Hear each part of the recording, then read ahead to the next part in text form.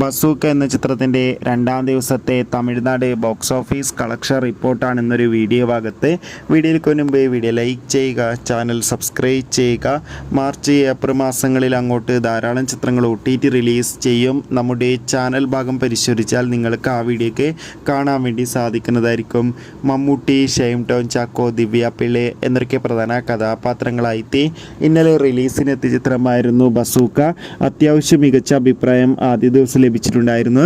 അതുകൊണ്ട് തന്നെ ഏറെ ആകാംക്ഷയോടെയാണ് ബസൂക്ക എന്ന ചിത്രത്തിൻ്റെ രണ്ടാം ദിവസത്തെ കളക്ഷൻ റിപ്പോർട്ടിനായി കാത്തിരിക്കുന്നത്. രണ്ടാം ദിവസവും അത്യാവശ്യം മികച്ചൊരു ബുക്കിംഗ് ആയിരുന്നു തമിഴ്നാട്ടിലും നടന്നത്.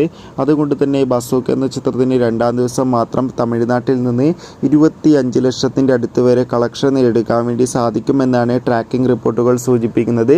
കാത്തിരിക്കാം കൂടുതൽ ബോക്സ് ഓഫീസ് കളക്ഷൻ റിപ്പോർട്ടിനായി. ബസൂക്ക എന്ന ചിത്രം കണ്ടവരുടെ അഭിപ്രായം കമൻറ്റ് ചെയ്യും.